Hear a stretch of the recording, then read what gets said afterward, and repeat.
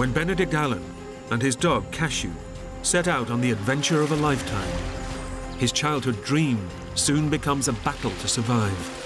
Suddenly I found the situation out of control. Wham! I was having to fight for my life. Stranded and alone, he must fight his way through 100 miles of the most inhospitable jungle on Earth. This place seemed intent on killing me. He must face nature's most deadly predators. Terrifying, waiting for something that was going to spring out at me. And endure the madness induced by the forest. This was a dream that I'd followed very selfishly, and now it was going to be the death of me.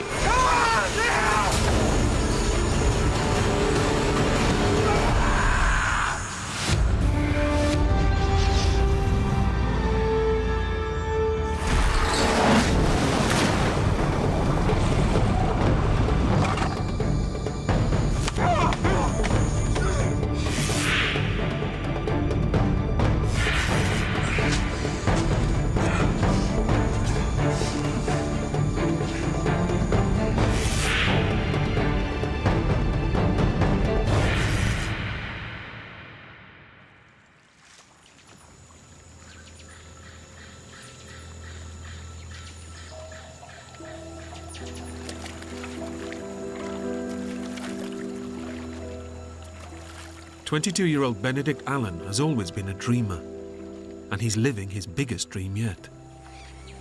He's following in his father's footsteps and becoming an adventurer. My dad was a test pilot, and it was very exciting having this glamorous father. He used to fly these planes over the house. And I just assumed that one day I'd be an adventurer of some sort, just like my dad. I just wanted to be like one of those great explorers like Cook or H.M. Stanley or Livingstone.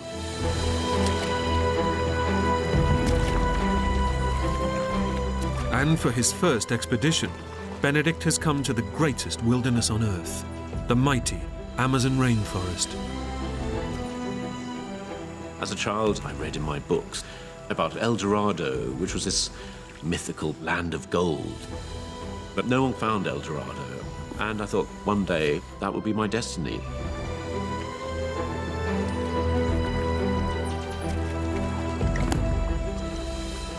His companion for this epic journey is a stray dog he's befriended along the way.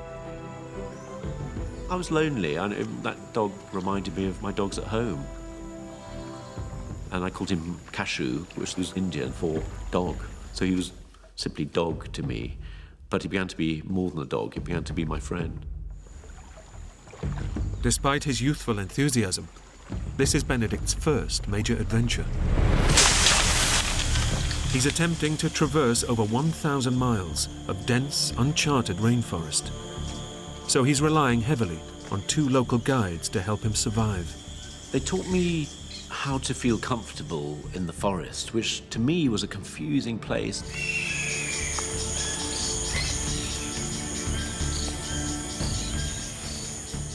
They began to show me what I could eat and what I had to avoid, how to hunt.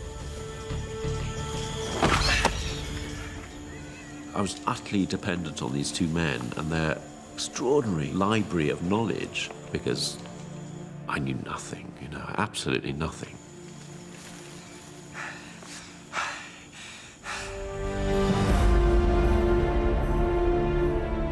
For 3 months, they head deeper into the vast rainforest and are nearing the supposed location of El Dorado, the city of gold.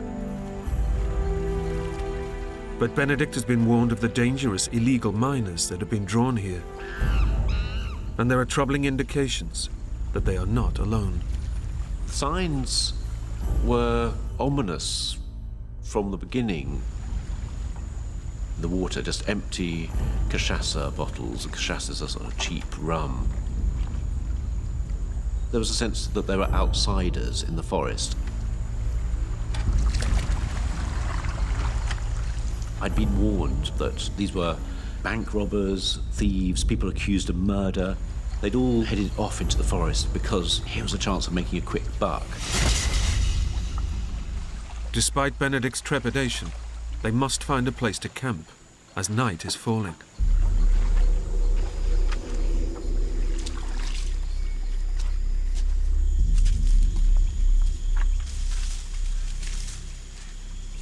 We went off through the trees, and suddenly we stumbled across this small settlement.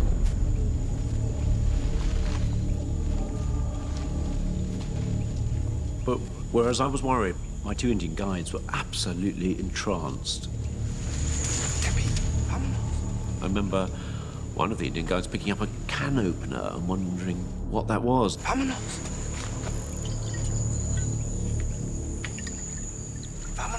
Suddenly, this character, Mendez, arrived.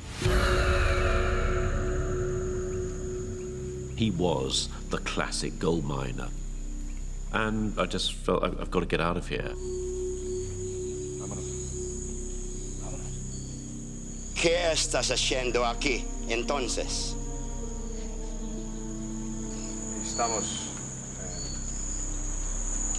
Estamos buscando El Dorado. ¿El Dorado? Estamos viajando al sur por la boca del Amazon. No, mi amigo. Si viajas para allá, muy peligroso.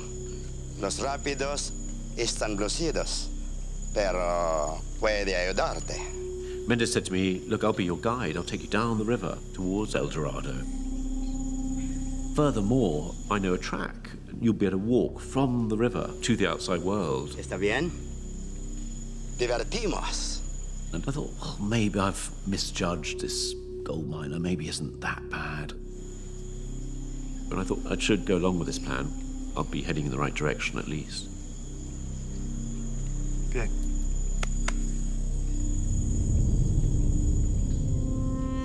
Benedict reluctantly agrees to the offer and settles down for the night.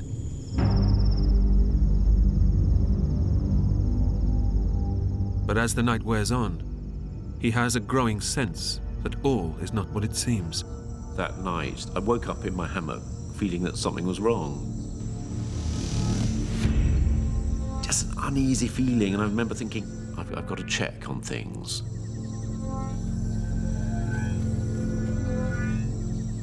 So I put on my boots, potted down to the river to see if my canoe was still there, see my supplies were there. I think effectively I was making sure that my exit was okay.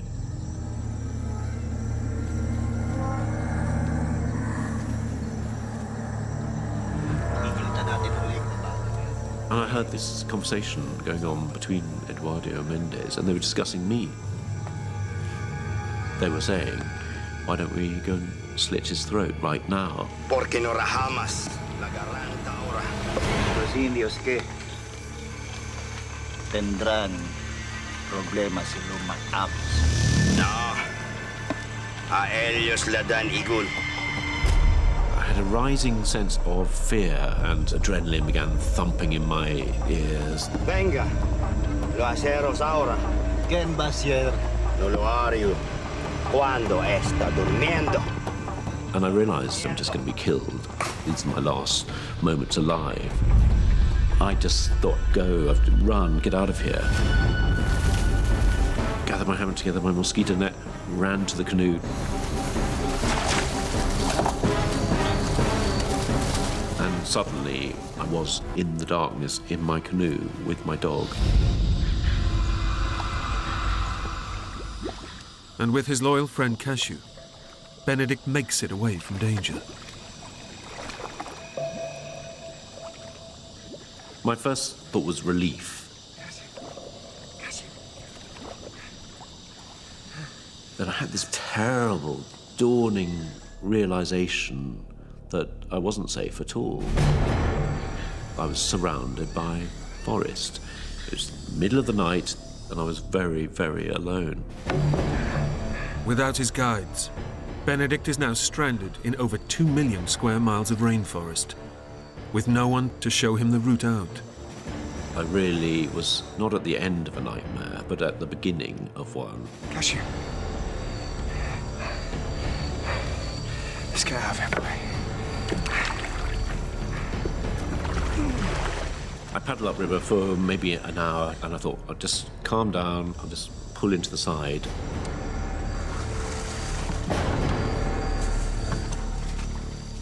Made a little camp and thought, I've got to come to terms with this new situation. And the situation was, my childhood dreams were over. And I felt, I've got to get out of here, got to get out of here. And there was blood pounding through my head. I did not know what was out there in the forest. And I didn't know myself, really. I didn't know whether I had it in me to survive.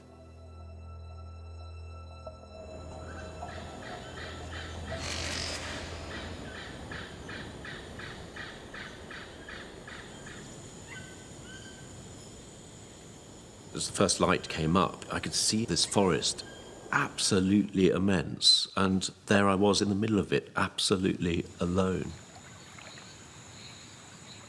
It was terrifying that first morning.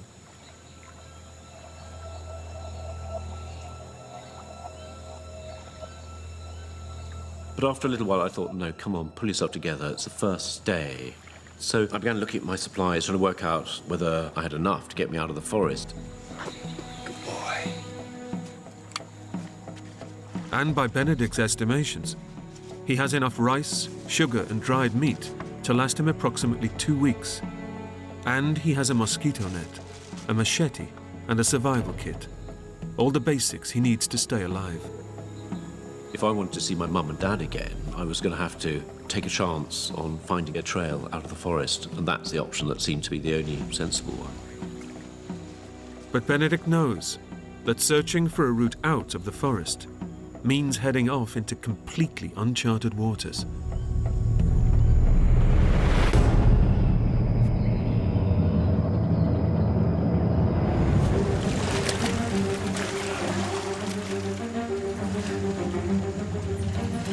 I was actually going into the interior. I was heading upriver. So for the moment, until I found that trail, I was heading into oblivion.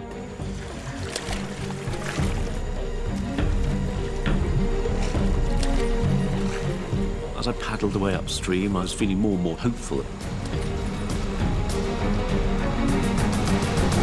Then, suddenly, there were rapids.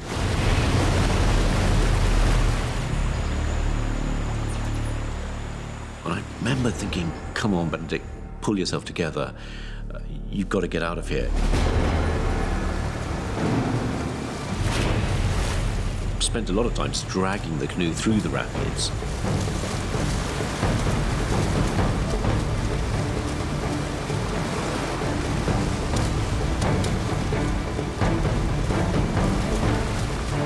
It was immensely hard work. It just seemed relentless that I was just fighting all the time this river.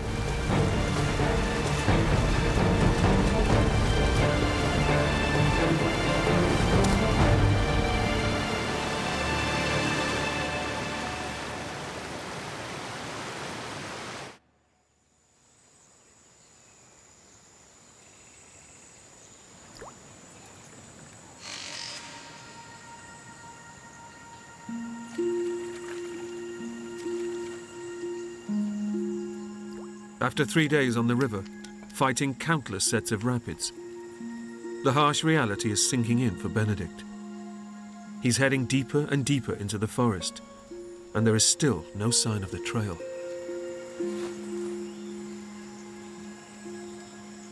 By the third day, all my early enthusiasm had drained away. I kept on thinking, how many rapids are there? They weren't marked on any map. It just seemed relentless.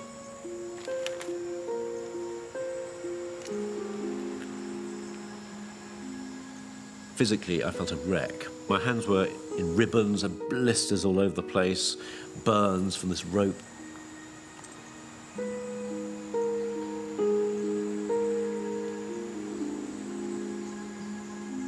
The big question mark was how long I could keep on going, and it wasn't that I was running out of food, I was just running out of belief in myself.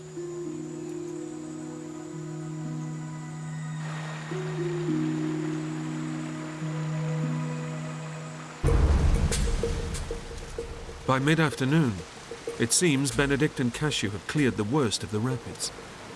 They can now continue to search for a way out of the forest.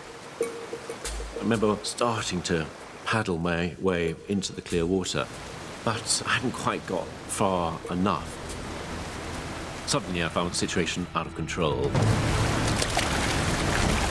I started going backwards. It became absolutely terrifying. I realised that I was fighting for my survival. I had to keep this canoe upright. But then, wham! The canoe shattered with the impact. Everything now ended up in the water. The dog, the supplies, and me. It was a moment of absolute terror as I realised not only was I losing my possessions, but actually I was having to fight for my life. I was gagging on the water, trying to get my breath.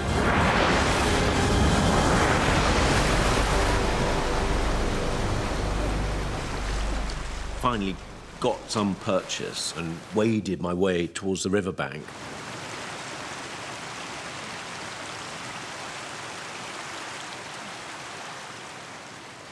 I remember just trying to take in the situation, and the situation was that I'd lost virtually everything I needed in order to survive, and lost my companionship, Cashew, the dog.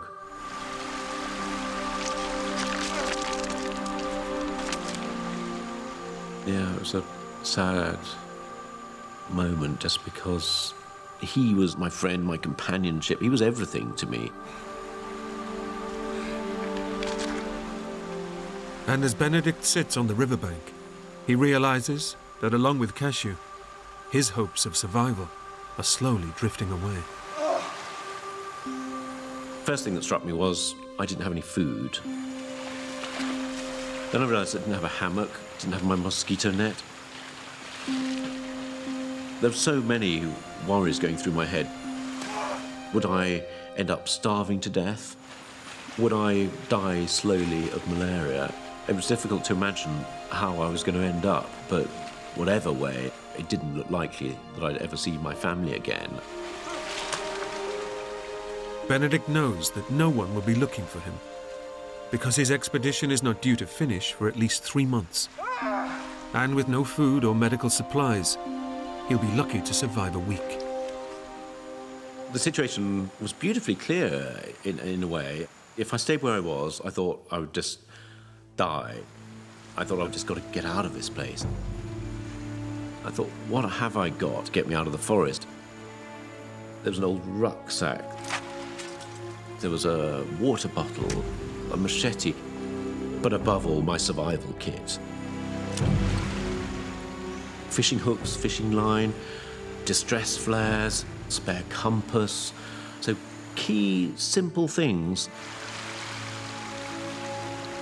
I got out my little notebook and I made a little map. Anything I can remember, I put onto this map. Benedict realizes that the river is no longer a viable route, and the only possible way out is to walk directly into the jungle and attempt to hike out on foot. So I drew a little dotted line, and that would be my route out of the forest.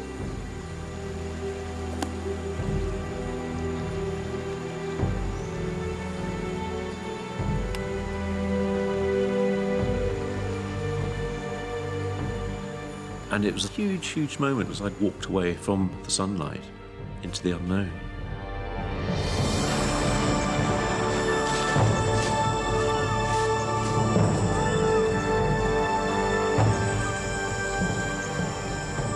And Benedict heads into one of the most inhospitable places on Earth, the Amazon rainforest.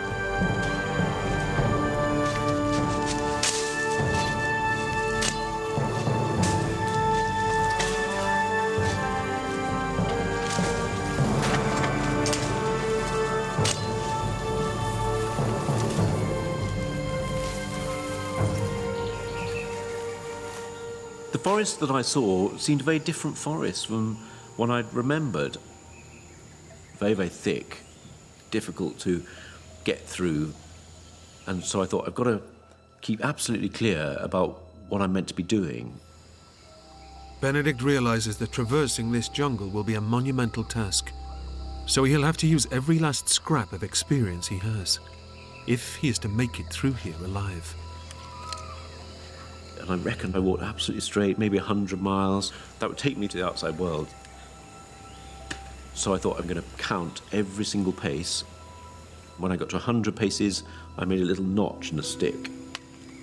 And that way, I'd know that I was nearer help.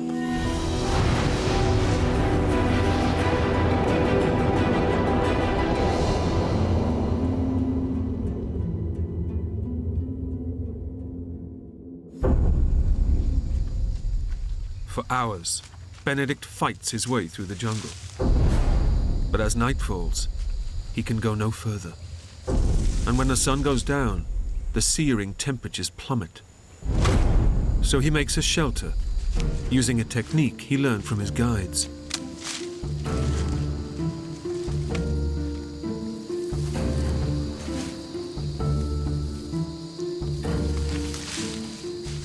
I thought, oh, it doesn't look too bad, really. I felt a little bit of pride.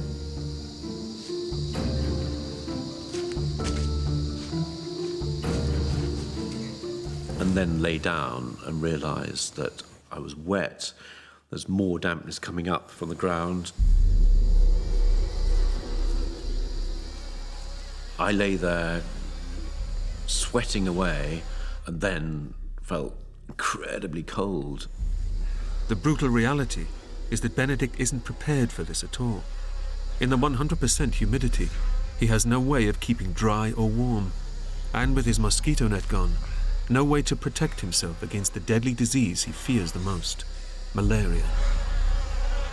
Then the insects started moving in, and a long night began.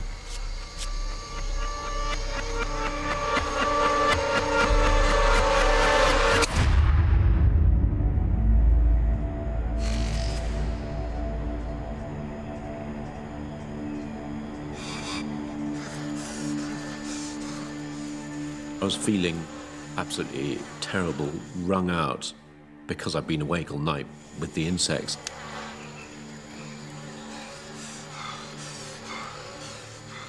And I had to light a fire and dry out my clothes just to fend off this clawing wetness which wore you down. I felt very burdened by the forest.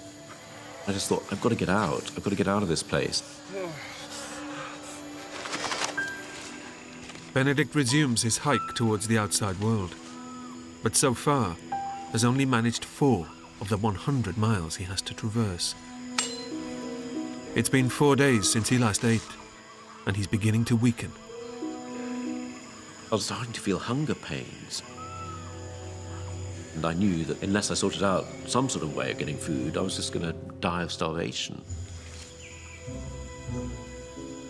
I started to think how I could get nourishment from this place that seemed intent on killing me.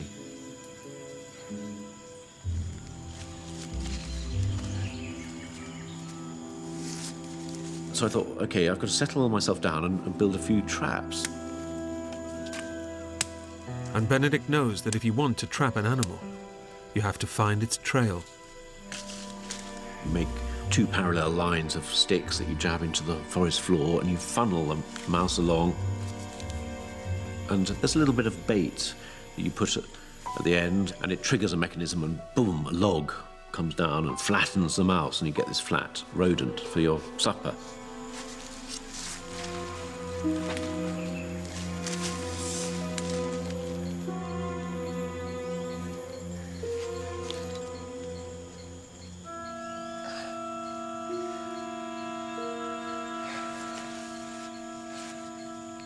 It's so time-consuming to even fashion these things, but waiting for an animal to come along, I found absolutely exasperating.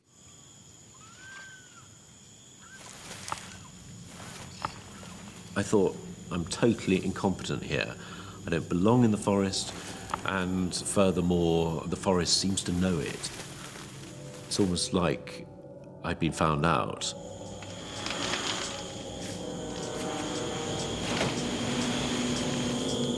Every species here has learned to survive, and those that aren't good enough die. And I'm going to be next, because I don't know how to cope here. I can't even make a simple trap.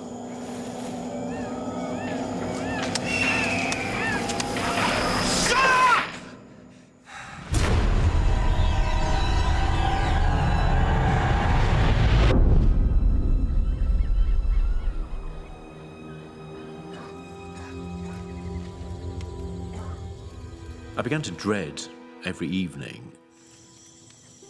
It was a question of trying to light fires, and I had to find water to boil so I could drink it.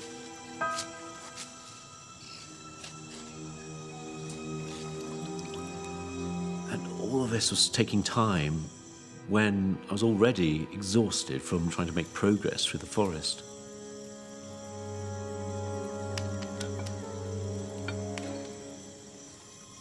I used to dread the loneliness of night and wish for the morning again, but in the morning, no relief.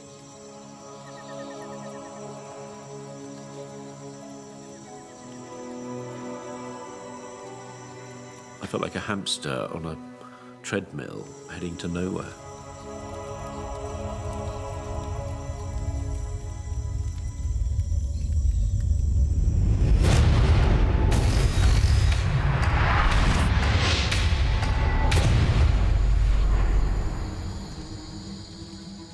Benedict has managed to fight his way through 25 miles of jungle, a mere quarter of the distance he believes he needs to travel to reach the outside world. The only food he's eaten are the tips of ferns, but it's not enough, and he's beginning to experience the first effects of starvation. My hunger was really bad. I felt weak. I was doing less and less miles every day and feeling more and more confused. And weakened by hunger, his body is becoming too frail to withstand the jungle's constant onslaught. Insects were more of a problem, and so were the bites. Some of them were starting to fester and weep. All of this was sort of visible evidence that I was being attacked.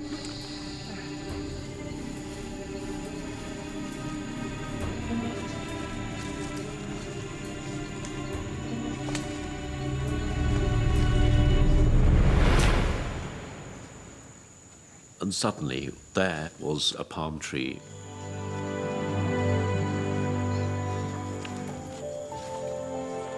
It was a Marija palm.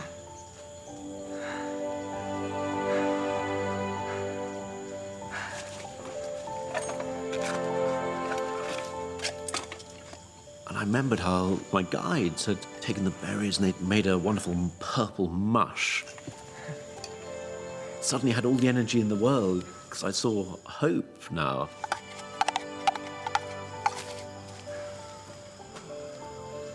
I drank down this wonderful, nutritious liquid. God, it felt so good to have my stomach full.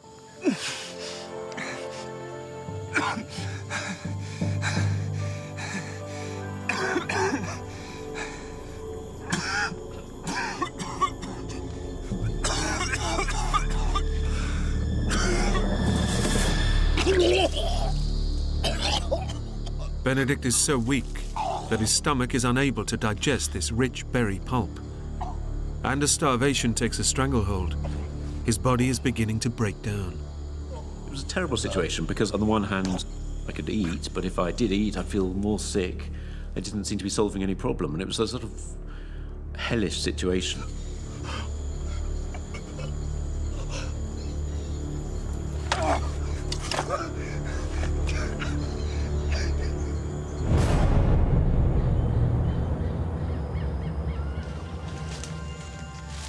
Despite his sickness, Benedict pushes onwards, but he's getting weaker by the hour, and it's not just the result of malnutrition.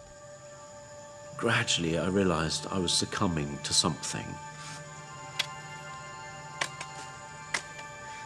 Sweat was becoming more and more obvious to me. Looking at my hand, I'd see it shaking and shaking.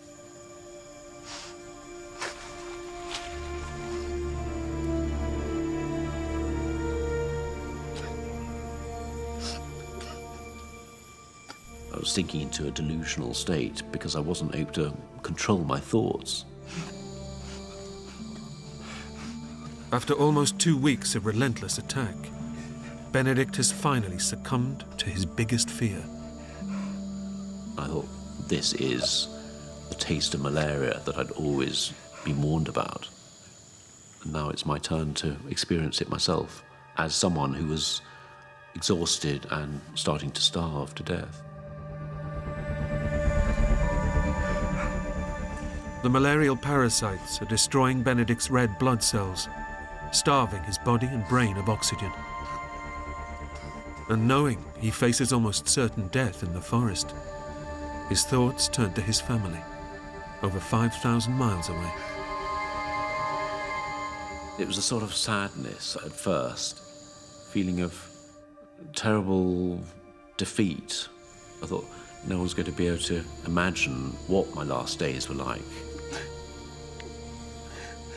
I had a feeling also of disappointment. I'd beat my mum and dad.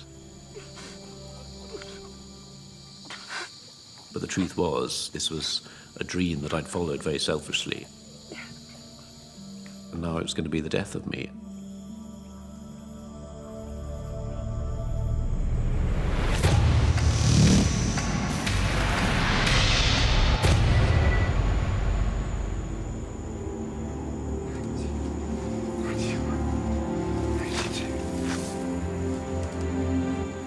As the fever began to kick in, my progress became even slower, and it was becoming a fight just to put one foot in front of the other. And my hope of getting beyond the trees was fading away.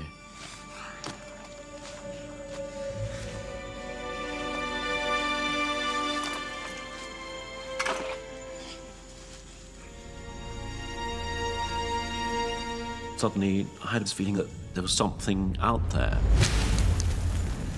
as if something was stalking me. And I thought, come on, Benedict, keep control, you're losing it, you're losing it. Suddenly, I heard this rustle, and my worst fear was that it was a jaguar. And it was terrifying, waiting for something that was going to spring out at me. Come on! Yeah!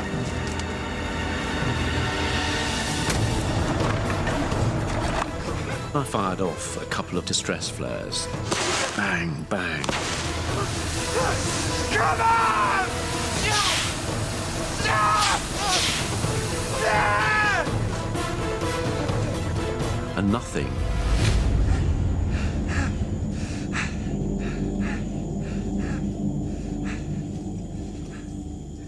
And then I heard a whimpering sound.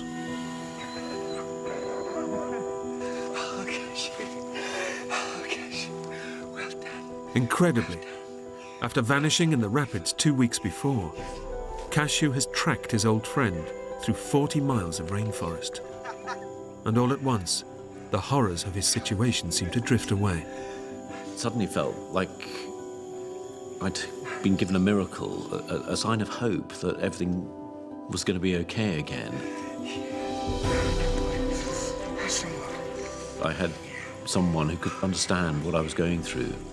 That restored a lot of myself somehow that I'd lost, that had been taken away by the brutality of the forest. Cashew's reappearance has lifted Benedict's spirits and reinvigorated his determination to get home. But he's desperately malnourished, fighting a killer disease, and rapidly running out of time.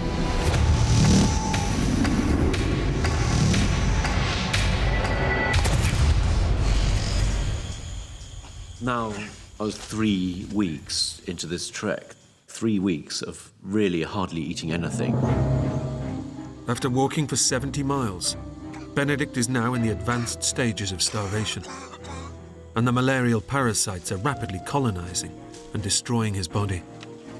He knows that his condition is reaching critical. And I was so aware that I was running out of time.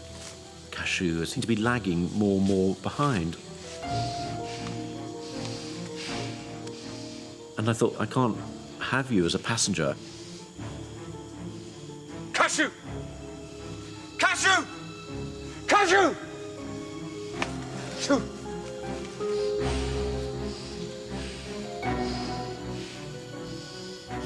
I began to think, hold on, there's all this flesh on you.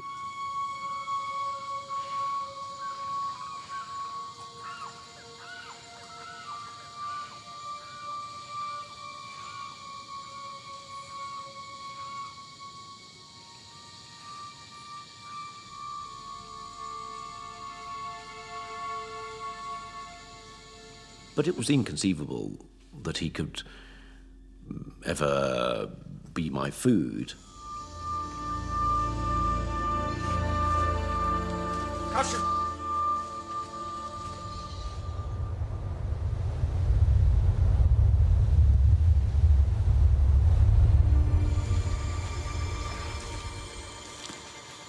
As the day wore on, I began pining for water, and I realized I wasn't just starving, I was dehydrated.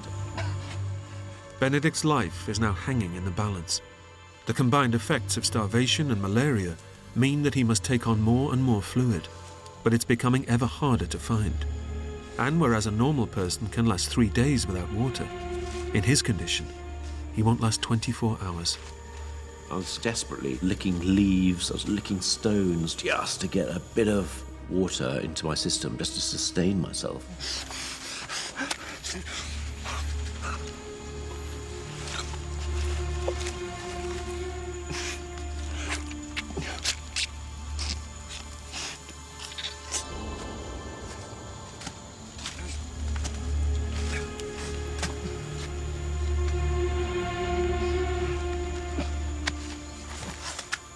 I found myself side by side with the dog, actually lapping water like a dog. I thought the animal in me is coming out in order to persevere.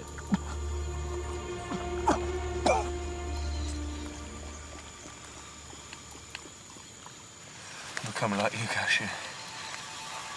I was in a desperate state.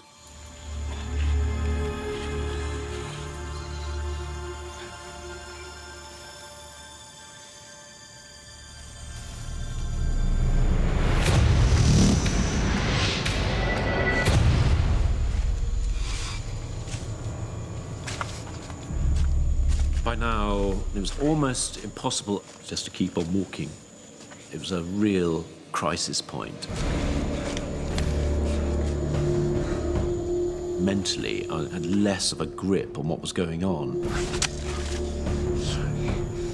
Where I was, whether it was day or night, what was happening, what was in my imagination.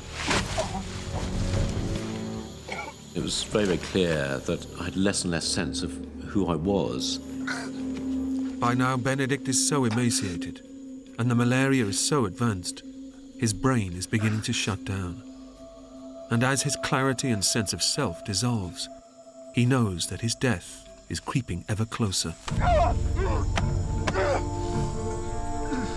I was in blind terror, really, that these were my last sane hours. I write repeatedly, no need to die, no need to die, no need to die. And Benedict realizes that unless he eats immediately, this could very well be his last day alive. One way or another, the moment came when I just thought, this is it, this is the day. The day when I can actually gather myself together, pick up my machete and kill the dog. Without the nutrition that Cashew will provide, Benedict is a dead man. He now has no choice but to kill his only friend. It felt like I was an executioner at this stage. But I remember this terrible cowardness of walking up behind it, knowing I couldn't actually face killing the dog in front.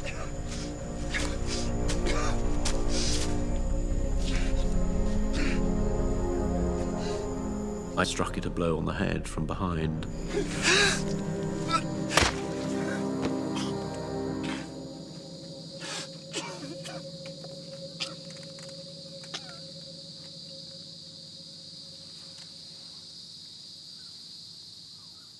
Suddenly, there was a way out of this hell.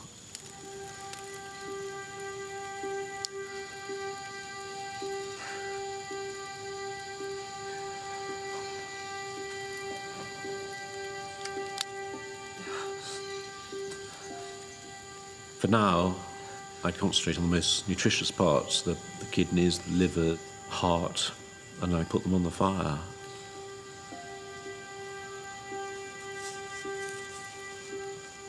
I just sort of quietly ate them, and rather sorrowfully, actually.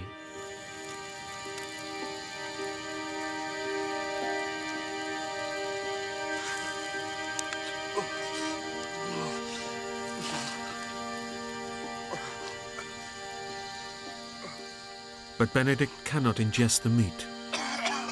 The malaria is making his stomach reject anything he forces into it. And the realization dawns. He's just used his last chance.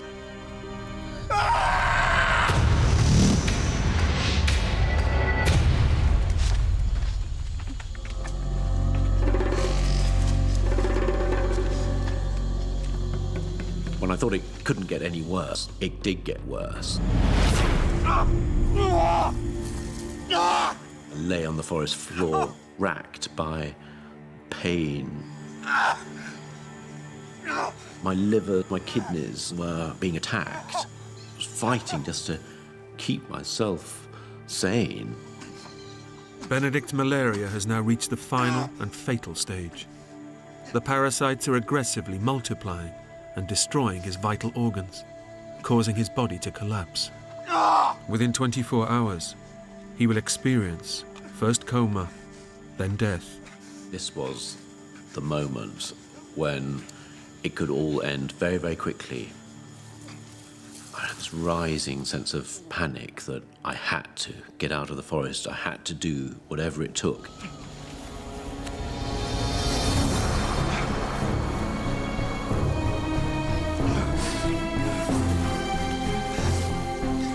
Whatever happened, I had to keep moving. Keep on putting one foot in front of the other. I kept on going, making pitiful progress, and sometimes no progress at all. Couldn't even think straight. I couldn't even see my compass. At that moment, I suddenly thought, well, I'm just never going to get out of here. It was just too big to fight. And I was losing that fight.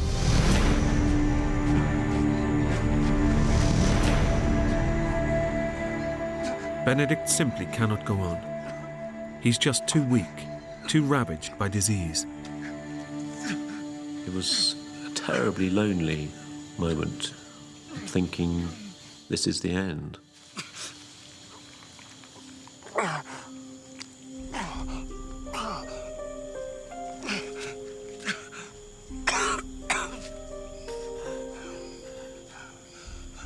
And suddenly, amongst all this despair, this confusion, this feeling of being trapped in this prison, a sight that will always stay with me.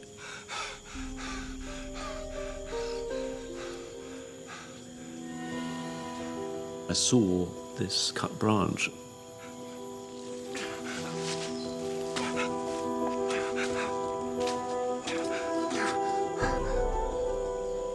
The cut itself was blackened, so it had been cut some time ago, but had been cut by a human. I realised there was actually quite a few of these branches. This was actually the edge of the outside world. I started investigating, and there was a trail.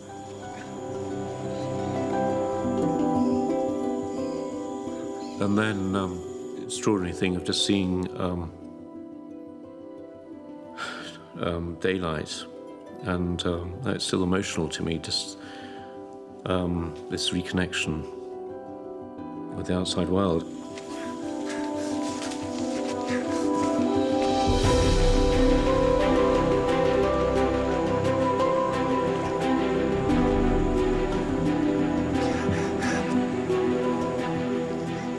The one thing I've been looking forward to, praying for, imagining, was suddenly there, and it was absolutely overwhelming.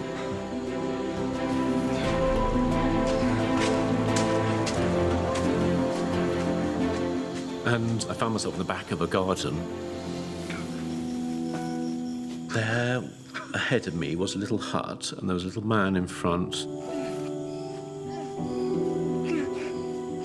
And he was just standing there with a look, not of welcome, but of horror.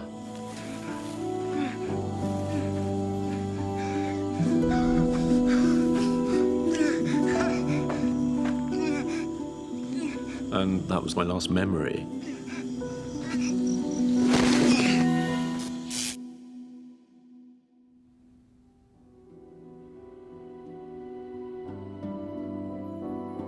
Having recognized the symptoms of malaria, the farmer nursed Benedict for 3 days before he was driven to a hospital in Macapá, where he made a full recovery.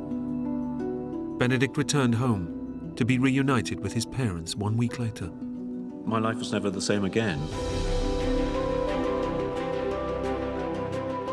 And Benedict has been exploring the world ever since, fulfilling his dreams of becoming a renowned adventurer, just like his father.